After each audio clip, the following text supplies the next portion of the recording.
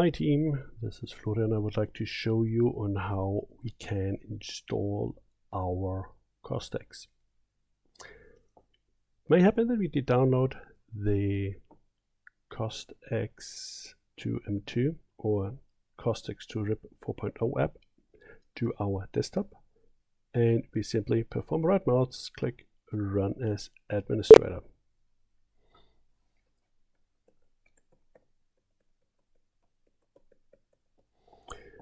After we elevated ourselves to be an administrator, we see the welcome menu. It requires about roughly 4.3 megabyte. These are the components we would like to install. And we click on the next. We have our end user license agreement. We need to accept. If we do not accept it, we can't install it. I agree with it.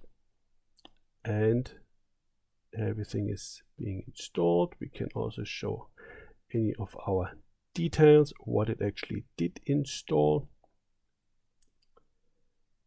And once we're happy, we can close it. The installer registered itself. Going to our installation apps, we should find under our SoftwareOne our CostX data exchange application I'm pointing to right now